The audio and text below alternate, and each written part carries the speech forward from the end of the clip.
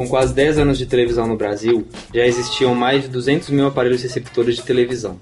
No começo da década de 60, as emissoras do Rio de Janeiro e São Paulo iniciaram os processos de produções gravadas que eram vendidas às emissoras situadas fora desse eixo. Em 21 de abril de 1960, é inaugurada a nova capital Brasília, e com ela estreiam novas emissoras de televisão. A TV Brasília, das emissoras associadas, a TV Nacional, que entra no ar em 26 de junho, e a TV Alvorada, pertencente à TV Rio. Em São Paulo, a TV Tupi estava decidida a transmitir ao vivo a inauguração de Brasília. Nesta época, ainda não havia satélites e a criatividade respondeu ao desafio. Sabe qual foi a solução? Colocaram 3 aviões voando em círculo que estavam distribuídos uniformemente na rota entre Brasília e São Paulo, de modo com que um tinha alcance para transmitir as ondas para o outro. Porém, isso não funcionou. A transmissão acabou saindo toda picada. Algum tempo após a transmissão da inauguração de Brasília para São Paulo, a TV Tupi inaugura sua sede no edifício Sumaré e foi a primeira emissora do Brasil a ocupar um link e transmitir em cadeia através de 1.200 km com 7 torres de transmissão. Mas esse processo foi descartado por má utilização.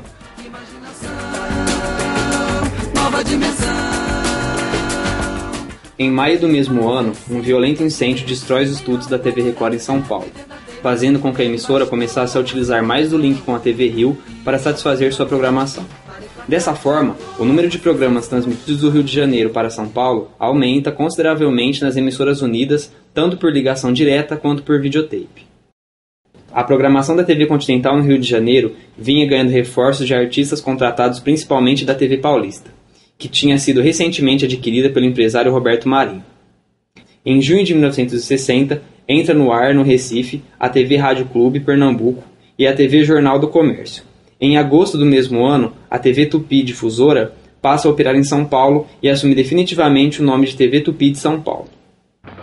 No dia 18 de setembro, quando a televisão completava 10 anos de idade, entrou no ar a TV Excelsior, com estúdios arrendados da Companhia Cinematográfica Veracruz.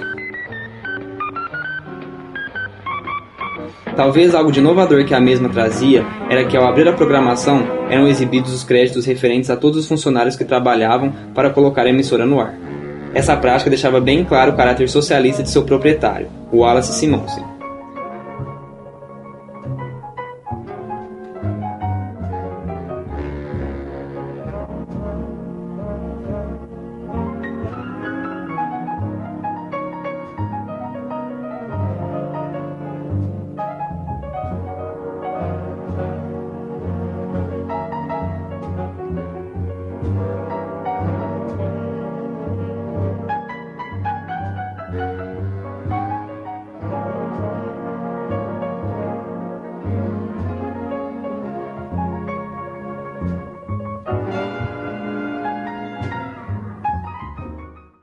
Também naquele ano, Simonsen teria comprado no Rio de Janeiro, de seu amigo Leonel Brizola, a concessão do Canal 2 de propriedade da Rádio Mairink Veia, confirmando sua pretensão de implantar uma rede com um formato diferente usado pelas emissoras associadas e unidas, mas transmitindo a mesma programação na maior parte do tempo, exatamente como funcionavam as emissoras norte-americanas, trazendo para o Brasil a mentalidade network. Ainda em 60, o humorista Chico Anísio faz sua estreia na televisão.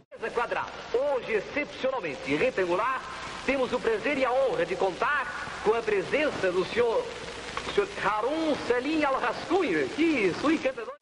Passando para 1961, a TV Rio assume a liderança de audiência no Rio de Janeiro com a estreia de vários programas humorísticos, como O Riso é o Limite e Teatro Psicodélico, além de contar com grandes contratações como Chacrinha da TV Tupi Rio. Em 1962, no dia 10 de julho, a NASA lança o Telstar, satélite de comunicação comercial, alcançando assim a marca de 1 milhão de aparelhos de televisão. A partir deste ano, o VT passa a ser utilizado regularmente, melhorando o acabamento dos programas e possibilitando levar os programas quase que simultaneamente para outros lugares, usando carro e avião, sem a necessidade de instalação de transmissores que eram mais caros. Roberto Marinho, dono do jornal O Globo, assina em 24 de julho um contrato com o grupo americano Time Life no valor de 5 milhões de dólares, dando início à criação da TV Globo. No período Goulart, em 27 de agosto, é instituído o Código Brasileiro de Telecomunicações, autorizando o governo federal a constituir uma empresa pública, a Empresa Brasileira de Telecomunicações, ou Embratel, pois além de amenizar as sanções, dava maiores garantias às concessionárias. Cria-se também o CONTEL, Conselho Nacional de Telecomunicações, e a ABERT, Associação Brasileira das Emissoras de Rádio e Televisão. Nessa época, o atual presidente Jânio Quadros torna obrigatória a dublagem dos filmes estrangeiros exibidos na televisão e decreta também a obrigatoriedade de exibição de 25 minutos de filmes brasileiros por dia.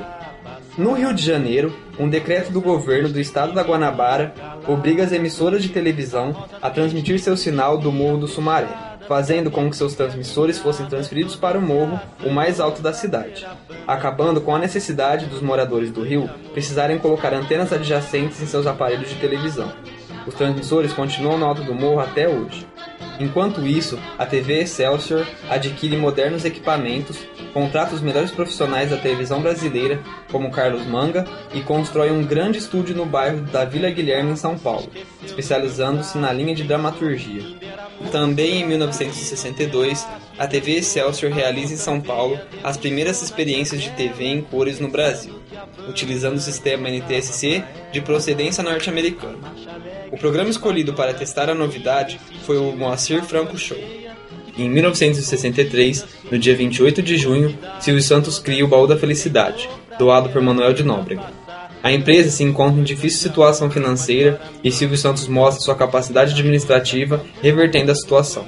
Com a chegada dos primeiros aparelhos de TV em cores no Brasil, a TV Tupi inicia as transmissões em cores no sistema NTSC compatível com o sistema preto e branco. Isso é uma publicidade brasileira em 72, com o advento da TV colorida. Sabe que não aconteceu muita coisa, não? Eu devia dizer, para ser bem dramático, né? Devia dizer, repercutiu como a voz, né? O cinema falado frente ao cinema mudo, né? Não é verdade, não é verdade. O que explodiu, o que incendiou a imaginação das pessoas foi o advento da televisão. Isso sim, isso foi espantoso. Ver um negócio que era cinema congelado dentro de uma tela de vidro e as coisas serem simultâneas. Isso é Flash Gordon. Aí sim, aí que está o grande, sabe, aquilo que, a maravilha que eu não consigo esquecer jamais. A TV Excelsior é a primeira emissora a utilizar a programação horizontal, que apresenta novelas às 8 horas todos os dias, e vertical, apresentando programas infantis, seguidos de novelas, depois o jornal, show e finaliza com um filme, acostumando a uma ordem determinada da programação. Preocupa-se com a estética e o padrão visual que é reconhecido quando se passa pelo canal. A preocupação estende também à publicidade. Gilberto Martins, dono de um estúdio de jingles, realiza para a TV Excelsior o primeiro filme publicitário. O produto é o leite de rosas. Na Espanha, o Prêmio Ondas é concedido ao programa jornalístico Jornal de Vanguarda, como o melhor telejornal do mundo, apresentado inicialmente pela TV Excelsior. 46 municípios e 53 canais. No ar.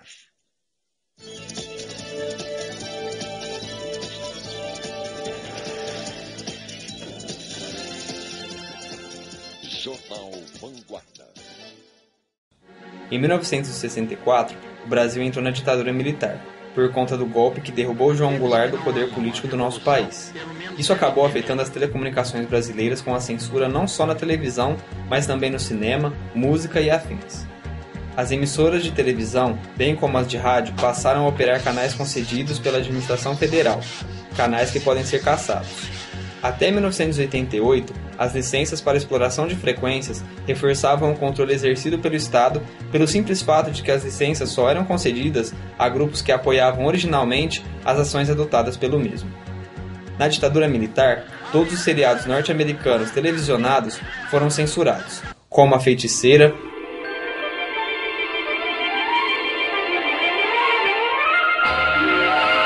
A Feiticeira, Perdidos no Espaço,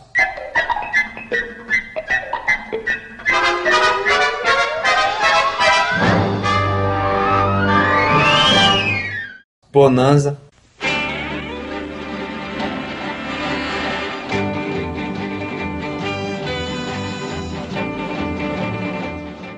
Papai Sabe Tudo.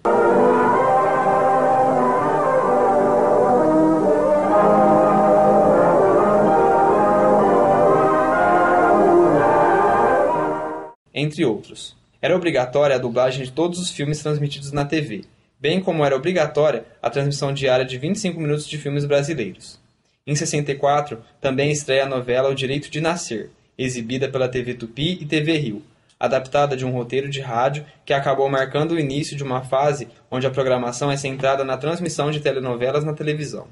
Já em 1965, é inaugurada a TV Globo do Rio de Janeiro, empresa de Roberto Marinho, no Canal 4. Em 26 de abril, a Rede Globo de televisão entra no ar em São Paulo, através do Canal 5. A antiga TV paulista, adquirida do grupo Vitor Costa, contando com programas como Uni do Unité, o infantil Capitão Furacão,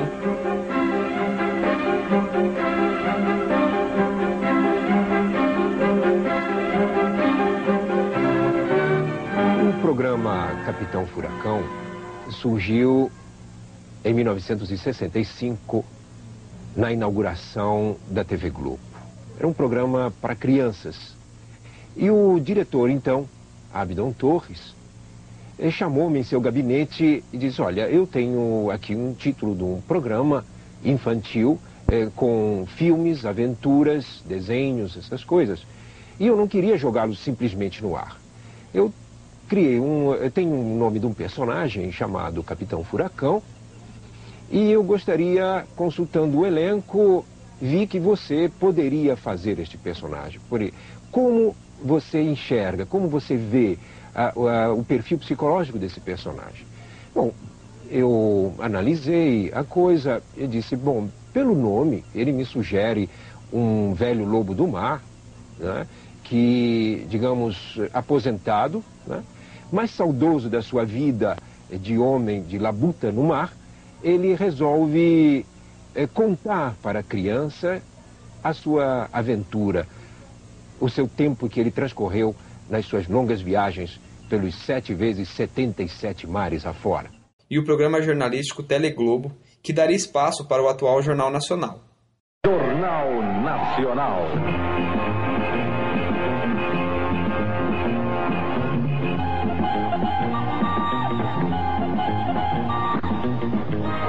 Cid Moreira e Hilton Gomes leram as primeiras notícias do Jornal Nacional.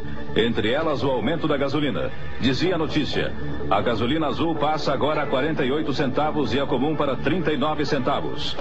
O presidente Costa e Silva tinha sofrido uma crise circulatória dias antes. O jornal deu o boletim médico que era bom. O presidente estava lúcido e se alimentando bem. A primeira edição do Jornal Nacional mostrou a junta militar que assumiu o governo com a doença do presidente Costa e Silva. O almirante Augusto Rademacher, ministro da Marinha.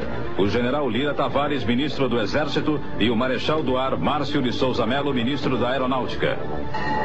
A morte do grande pugilista americano Roque Marciano foi ilustrada na época com este filme. São cenas de arquivo que mostram Roque Marciano simulando uma luta com o ator Bob Hope no Madison Square Garden. O primeiro Boa Noite do Jornal Nacional teve a assinatura de Pelé.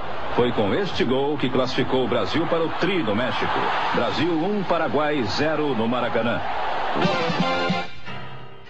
O Estado passa a investir na propagação da televisão, construindo um moderno sistema de micro-ondas com o dinheiro arrecadado do Fundo Nacional de Telecomunicações e gerenciado pela então nova Embratel, viabilizando crédito para a compra de receptores. Em julho, o Ministério da Educação e Cultura, o MEC, formaliza o pedido de 100 canais reservados a fins educativos na televisão. Também em 65, foram feitas as primeiras transmissões de televisão via satélite no Brasil. A televisão por satélite soluciona os problemas de alcance e distorção por meio da transmissão de sinais a partir de satélites que orbitam a Terra. Como os satélites estão no alto do céu, há muito mais clientes na linha divisada. Os sistemas de televisão por satélite transmitem e recebem sinais de rádio utilizando antenas especializadas chamadas parabólicas de satélite. Além da área tecnológica, também foi em 65 que, com um programa da época, surgiu o movimento Jovem Guarda. O programa produzido e exibido pela então TV Record era apresentado pelo clássico cantor Roberto Carlos, contando também com Erasmo Carlos e Vanderleia. Vejam só que festa de arromba. Em 65, estreava na TV Record o programa Jovem Guarda, que criaria novos hábitos e costumes entre os jovens. Cinema, mil jornais, muita gente em confusão, fazendo só segurar a entrada chegar. Toda a multidão estava de amargar. Que onda. O programa acabou influenciando toda uma geração, criando uma nova linguagem musical e de comportamento para a época em todo o Brasil. O movimento acabou se transformando num fenômeno do século XX no país. A Jovem Guarda é um momento lindo que nós tivemos o privilégio de desfrutar, capaz de chegar às pessoas e mudar os costumes das pessoas, capaz de fazer com que os jovens abandonassem às vezes certas coisas erradas que eles pudessem estar fazendo e querer aprender a tocar guitarra, querer aprender a cantar, querer compor, porque era uma coisa muito forte, realmente tudo que acontecia ali era muito forte e muito sadio. É uma emoção muito grande para quem teve o privilégio de vivê-la naquelas maravilhosas tardes do mundo. O ano de 1966 é marcado por inúmeros acontecimentos. A TV Paulista é comprada por Roberto Marinho, passando a ser utilizada com o nome de TV Globo. No ar, mais um campeão de audiência do seu canal 4. A própria introduz um pacote publicitário na qual o anunciante só pode colocar seu produto em horário nobre se também comprar outros horários. Em abril, na TV Record, vai ao ar pela primeira vez o programa de Hebe Camargo, que a consagra como entrevistadora e é líder de audiência. Em maio, na TV Excelsior, vai ao ar Redenção, de Raimundo Lopes, a mais longa das telenovelas brasileiras. Em junho, os estúdios da TV Record pegam fogo. Ainda assim, o segundo Festival de Música Brasileira é realizado. Estava à toa na vida, meu amor me chamou pra ver a banda passar, cantando coisas de amor. A minha gente sempre diz que de amor, pra ver a banda passar, cantando coisas de amor. Já no ano de 1967, no Rio de Janeiro, a TV Globo começa a exibir programas de sucesso, como Discoteca do Chacrinha, Realmente, o maior cantor do Brasil, o cantor de massa sem cepadeiro, a receber o meu amigão Raul Seixas.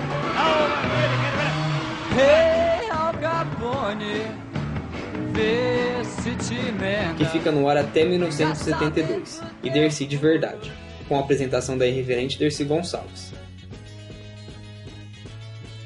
No mesmo período, começa a ser exibido na TV Record Praça da Alegria, de Manuel de Nóbrega. Pra dançar, a senhora não tem leseira, né? Mas eu tô indo, Osório, você não tá vendo que eu tô indo, Osório? Eu tô indo, Osório, você não tá vendo que eu tô indo, Osório? E pare de falar desse jeito. Você quer que o pessoal aqui pense que nós temos caipira? Senta aí logo uma vez. Oh, meu Deus do céu. Tem hora que tenho raiva de visitar esta vila. Vila? Que vila? São Paulo, uai. São Paulo, vila? São Paulo é uma cidade, meu amigo. São Paulo é o quê? Cidade. E o terceiro Festival de Música Popular Brasileira, o festival de maior sucesso registrado no Brasil.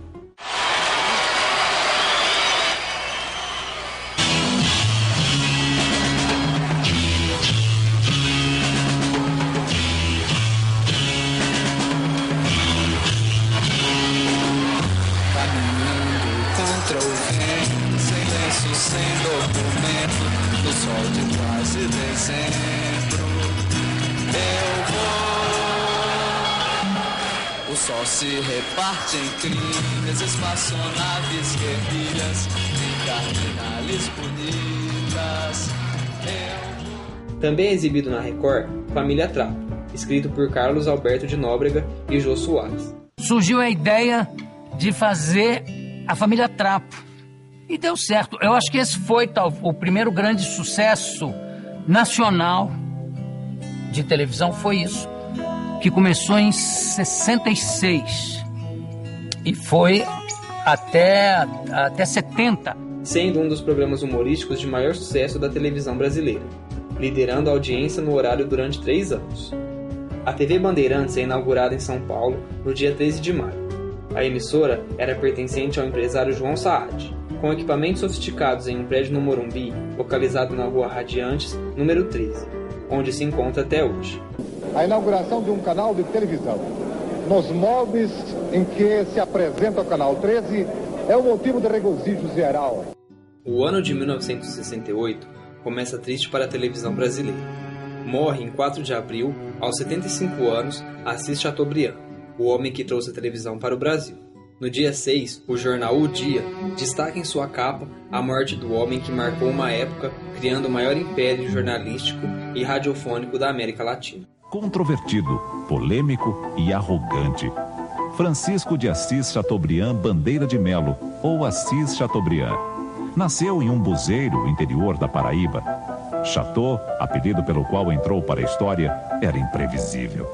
O homem que foi o mais poderoso do Brasil na imprensa começou a trabalhar como jornalista aos 14 anos. Em 1924, comprou seu primeiro jornal, base sobre a qual construiu um império de comunicações, os Diários Associados. Chateaubriand foi responsável pela introdução da televisão na América Latina. E o Brasil foi o 4º país do mundo a ter uma estação de televisão. Chateau investiu milhões de dólares na criação da rede Tupi, inaugurada em 1950. Profissionais foram recrutados no rádio para trabalhar no teleteatro da recém-nascida TV brasileira.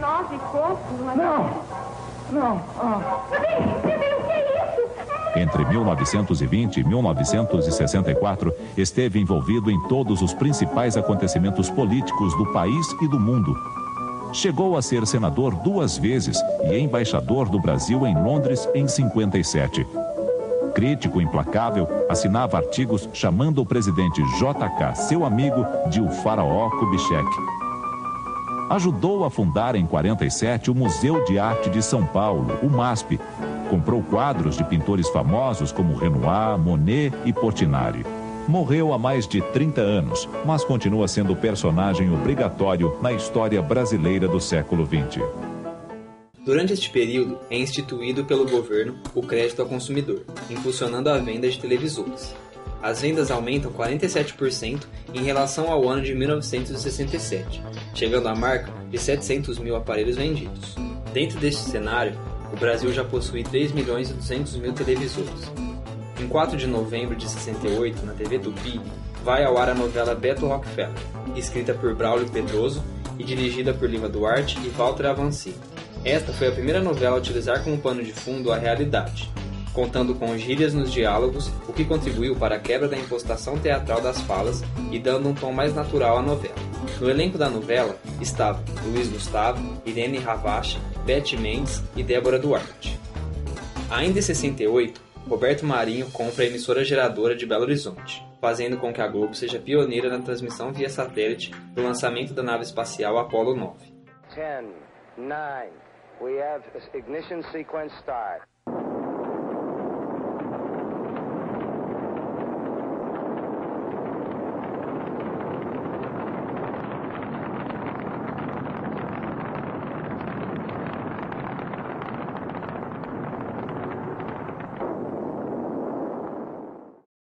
Em 13 de dezembro de 1968, o ato institucional número 5 é decretado. Ouvido os membros do Conselho de Segurança Nacional, resolveu baixar um ato institucional que tem como finalidade fundamental preservar a Revolução de Março de 1964, dando poder ao governo federal para censurar plenamente qualquer transmissão ou publicação que julgue inconveniente ao regime da ditadura militar. O desrespeito está enquadrado na Lei de Segurança Nacional.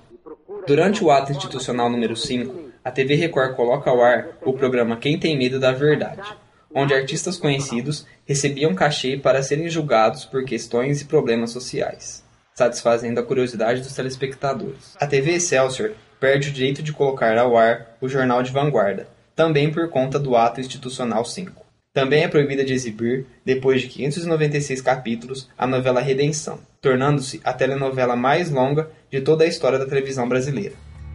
Em 20 de julho de 1969, a Rede Globo também transmite a chegada do homem à Lua com a missão Apollo 11, devido ao crescimento tecnológico da Embratel, que vende os links para quem tem o maior poder econômico. A estação rastreadora de satélites possibilita a Globo a incorporar-se à rede mundial. No dia 1º de setembro, o programa jornalístico Jornal Nacional vai ao ar pela primeira vez às 7:50 da noite, com duração inicial de 15 minutos, que eventualmente foi aumentada para 35 minutos. O Jornal Nacional foi veiculado no horário entre duas novelas e era apresentado por Eron Domingues e Léo Batista. Após 16 pedidos de falência, Simon se tenta repassar a TV Excelsior. Surge um boato que Silvio Santos tentou adquirir a mesma, mas teria sido barrado pelo governo militar. A TV Excelsior é extinta após 10 anos no ar. Mesmo com um período curto de existência, ela contribuiu com grandes modificações para a nova linguagem da televisão. Ela possuía um dos melhores elencos por conta dos altos salários oferecidos, e implementou a programação horizontal, que seria a repetição do mesmo programa no mesmo horário, e a programação vertical, que seria a sequência de programas que levam o telespectador a continuar assistindo à mesma emissora.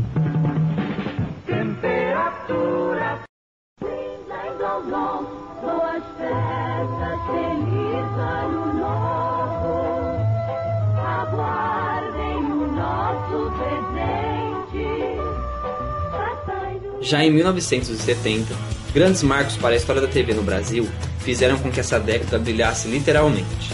Dentre a transmissão e a conquista da Copa do Mundo,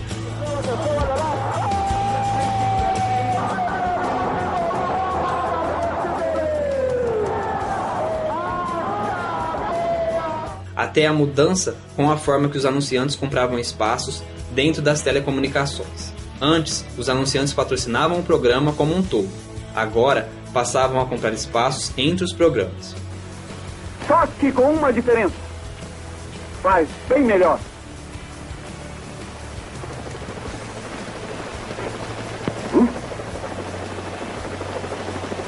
Mas, por favor, não exagere! Quando o problema for cola, é este o nome. Cole Bem, um produto com a qualidade Ródia. Curiosidades. Os incêndios na Rede Globo, TV Record e TV Bandeirantes ocorreram na mesma semana. Coincidência ou não, há pessoas que acreditam que os incêndios tenham sido sabotagens de guerrilheiros de esquerda contra a TV brasileira, culpada por alienar as pessoas e omitir a veracidade dos fatos durante o regime militar. O mais engraçado de tudo é que o dinheiro do seguro serviu muito bem para modernizar os equipamentos das emissoras. Quem sabe o império da Rede Globo não tenha começado dessa forma, após ter recebido $7 milhões pelo seguro.